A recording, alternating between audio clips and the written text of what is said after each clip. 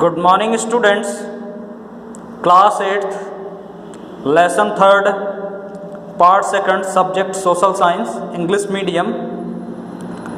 Control over company, company पर नियंत्रण। The British introduced the concept of the rule of law by making new laws frequently. British government, British सरकार ने नए नियमों का परिचय दिया जो नए नियम बनाने की ओर प्रायः अग्रसर थी। This meant that in eyes of law all main were equal. नियम के अनुसार, इस नियम के अनुसार सभी व्यक्ति एक बराबर थे। But same law did not apply to Britishers, परंतु यह समान नियम अंग्रेजों पर लागू नहीं होते थे। एंड द इंडियंस इक्वली, और भारतीयों पर लागू होते थे। The British rule was established deeper root in India. British सत्ता, अंग्रेजों की सत्ता भारत में काफ़ी गहराई तक समा चुकी थी। द 1784 पिट्स इंडिया एक्ट, 1784 में Pitt's India act brought dual rule in British India. Bharat में दोहरी शासन पद्धति लागू की गई। द ब्रिटिश एम्परर, अंग्रेज शासक, एंड द कंपनी, और कंपनी, बोथ गवर्न, दोनों ने, both govern the administrative works, दोनों ने प्रशासनिक कार्यों को अपने अधीन किया। इन 1793 बाय अ स्पेशल चार्टर, 1793 में एक घोषणा पत्र जारी किया। The feature of the Fenner of companies trade affairs was extended for 20 more years। Company के फाइनर, कंपनी के अधिकारों को व्यापारिक मामलों के लिए 20 सालों तक बढ़ाने का फैसला किया गया। इट इन 1813, 1813 में द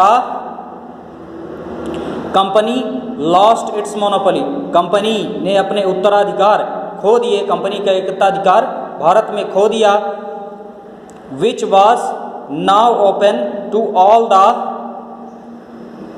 ब्रिटिश पीपुल, यह सब अंग्रेज लोगों के द्वारा हुआ। The British government wanted to increase its hold in India. British सरकार व्यापार को बढ़ाकर अपनी पकड़ भारत में मजबूत करना चाहती थी। एंड टू अचीव इट, और उसे प्राप्त करना चाहती थी। The powers of the company, company की ताकत over India were to be curtailed, company की ताकत पूरे भारत में लगभग कम हो चुकी थी। देयरफॉर, इसके बाद Indian civil service system was centralised, इसलिए भारत में संघ लोक सेवा आयोग को की ओर ध्यान केंद्रित किया गया। Indians did not have a role in a new system of rule, भारतीय लोगों का इस एक नई व्यवस्था में कोई उत्तराधिकार नहीं था। The key of high post were not meant for the Indians, यह भारतीयों के लिए ऊंचे पदों पर शासन करने का कोई भी नियम नहीं था। ब्रिटिश इकोनॉमिक पॉलिसीज, अंग्रेजों की आर्थिक नीतियाँ, ब्रिटिशर्स की आर्थिक नीतियाँ। With the establishment of the company's rule in India, अंग्रेजों की कंपनी के शासन के समय भारत में the English adopted new economic policies, company ने नई आर्थिक नीतियाँ लागू की। The economic policies of British bought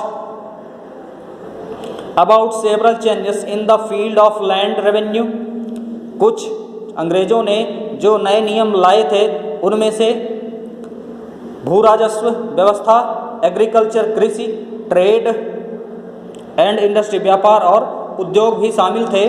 the policies of British damage the traditional economy. इस नीति के अंत से अंग्रेजों की व्यापारिक और आर्थिक स्थिति खराब हो गई। इंफ्रास्ट्रक्चर सेटअप इन इंडिया, और भारत में एक बुनियादी ढांचा बनाने की कोशिश की गई। The British economic policies dealt a great blow to Indian agriculture, trade and industry.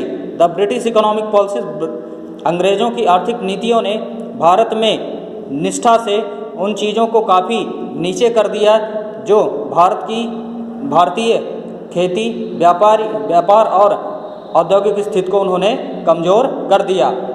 The Indian population mostly live in villages. भारत की ज़्यादातर जनसंख्या गांवों की रहने वाली है। And the people survived on their own livelihood, और वे अपनी आर्थिक ज़रूरतें, अपनी जीविका, अपने जीवन की स्थिति को अपने खुद से चला रहे थे। The villagers largely relied on agriculture. ज़्यादा से ज़्यादा गांव वाले खेती पर निर्भर थे। द पीजेंट्स, किसान, paid a fixed part on the production to zamindar. किसान अपनी खेती का कुछ हिस्सा कर के रूप में जमींदार को देते थे। टू द रूलर, जो वहाँ का शासक होता था। ब्रिटिश कलेक्टर अंग्रेजों द्वारा बनाया गया था। एज रेवेन्यू, भू राजस्व को इकट्ठा करने के लिए। The state revenue was collected through the village head और पटेल। राज्य भू राजस्व को इकट्ठा करने के लिए अंग्रेजों ने गांव में विलेज हेड, गांव का मुखिया या एक पटेल नियुक्त किया था। The villagers enjoyed certain rights. गांव वाले अपने अधिकारों का आनंद ले रहे थे। Over the land and could not be extinct, could not be evicted, और वह होने वाली बदसलूकियों से काफ़ी दूर थे। When the British established their rule, जब अंग्रेजों ने अपनी सत्ता स्थापित की, they allowed the old system to be continued under the supervision of their own officials and their Indian agents। सत्ता स्थापित होने के बाद अंग्रेजों ने अपनी निगरानी में, अपने अधिकारियों की निगरानी में और भारतीय एजेंटों के साथ मिलकर उस व्यवस्था को जारी रखा। द पीजेंट्स वर हरेस्ट, किसानों को सताया जाने लगा। बाय द ऑफिसर, अधिकारियों द्वारा, अंग्रेज अधिकारियों द्वारा। ड्यूरिंग द रेवेन्यू कलेक्शन, भू राजस्व इकट्ठा करने के दौरान।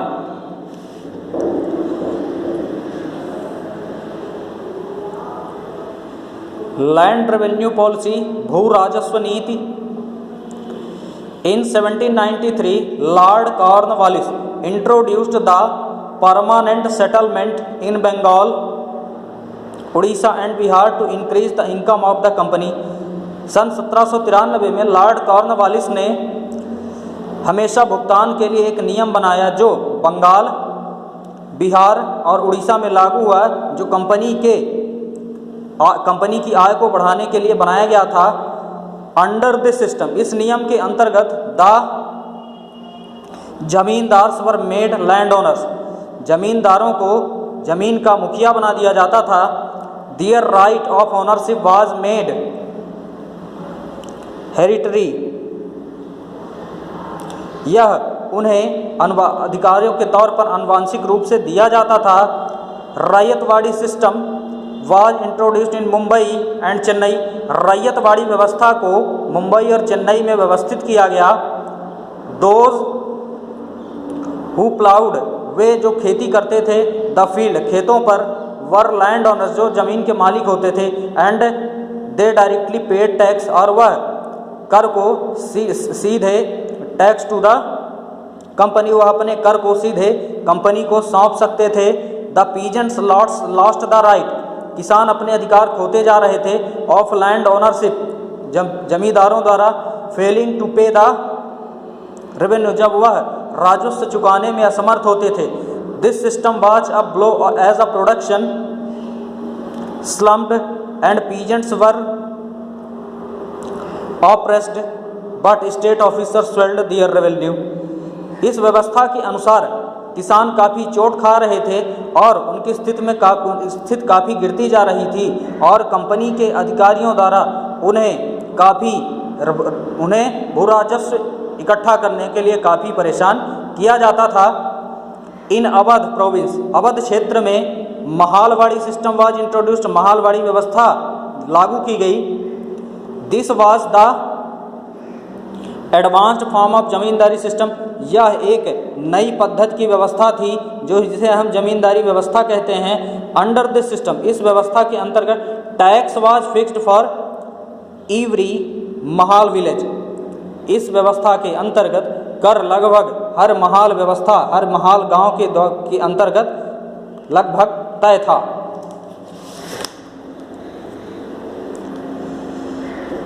The British government had to incur losses due to permanent settlement. अंग्रेज सरकार had to incur, अपने घाटे को पूरा करना चाहती थी परमानेंट सेटलमेंट, परमानेंट व्यवस्था के द्वारा या लगातार बनाई गई व्यवस्था के द्वारा। As the zamindar oppressed peasants and benefited themselves more than the government, वह जो जमींदारों को नियुक्त करते थे वह किसानों को लूटकर कंपनी से ज़्यादा, सरकार से ज़्यादा खुद को अपनी व्यवस्था में जोड़ रहे थे। Under the ryotwari system, the ryot of the cultivator was the owner of land and he had to settle the terms of revenue. इस व्यवस्था के अंतर्गत, रैयतवारी व्यवस्था के अंतर्गत जो रैयत जमा की जाती थी, जो कर दिया जाता था, उस व्यवस्था के अंतर्गत जमीन का जो मालिक होता था वह भू राजस्व देने का अधिकारी होता था। Under the mahalwari system, mahalwari व्यवस्था के अंतर्गत the peasants had no right, किसानों को कोई अधिकार नहीं थे ओवर द लैंड, उनका जमीन पर कोई अधिकार नहीं था। As a result of British and land revenue, इसके परिणाम स्वरूप अंग्रेज भू राजस्व व्यवस्था, अंग्रेजों की भू राजस्व नीतियाँ, लैंड बिकेम अ कमोडिटी, जमीन एक वस्तु हो गई, which could be freely and sold, वह उनके सारे अधिकार खत्म हो गए, वह उसे बेचकर अपना राजस्व भर लेते थे। Easy ownership and land attracted people towards the land, लोगों का ध्यान उनका मालिकाना हक जमीन की ओर से उठ गया।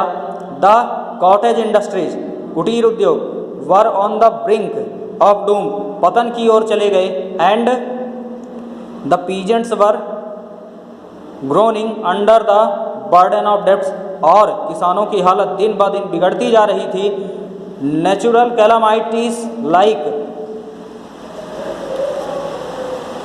Flood and famine made the leaves of peasants more pitiful, प्राकृतिक घटनाएं जैसे बाढ़, सूखा, यह किसानों को काफ़ी रूप से परेशान कर रही थी। The easy transfer of land and it's division completely shook the Indian villages, और आसान व्यवस्था के दौरान कंपनी ने पूरी तरह से किसानों के सारे अधिकार भारतीय गांवों से छीन लिए। The British policy had a disasters effect, इस अंग्रेजों की नीतियों द्वारा एक काफ़ी नुकसान हुआ ऑन द कॉटेज इंडस्ट्री, कुटीर उद्योगों को। आर्टिसियंस, कलाकार, हैंडीक्राफ्ट, हथकरघा उद्योग, हैंडीक्राफ्ट इंडस्ट्री, हथकरघा उद्योग इन इंडिया, भारत में इनिशियली आर्टिसन, कलाकृतियाँ एंड क्राफ्टमैन, शिल्पकार, used to sell their goods in foreign traders to earn profit, वे अपने द्वारा बनाई गई चीज़ों को विदेशी व्यापारियों को लाभ कमाने के लिए बेचने लगे। The demand for Indian goods in foreign market was enormous and is started affecting the British industries adversely, इसके द्वारा बनाए गए भारतीयों के द्वारा बनाई गई चीज़ें जो विदेशियों को बेची जाती थी मुख्य रूप से बाज़ारों में विशाल रूप से फैल गई और वह अंग्रेज़ों के व्यापार को काफ़ी नुकसान, अंग्रेज़ों के उद्योग को काफ़ी नुकसान पहुंचा रही थी। दियर इंडस्ट्री फेस्ड एक्यूट प्रॉब्लम, उनके उद्योग काफ़ी दिक्कत में आ गए of survival and ultimately British band the trade. इस तरह से अंग्रेज़ों ने इसके व्यापार पर रोक लगा दी। The trade and use of Indian cloth, व्यापार पर रोक लगाई और भारतीय कपड़ों के उपयोग पर भी रोक लगा दी। बाय द टाइम, समय के साथ chartered act was passed in 1813, समय के साथ 1813 में घोषणा पत्र एक्ट, चार्टर एक्ट लागू किया गया। England had a massive foreign colonial market, England के पास एक बहुत बड़ा बाजार जो विदेशियों के लिए था, उन पर पूरी तरह से नियंत्रण हो गया। Huge benefits could be earned, और उन्होंने बहुत सारा लाभ कमाया by selling English goods in these market, अंग्रेजी द्वारा बनाई गई चीज़ों को यहाँ के बाजार में बेचकर।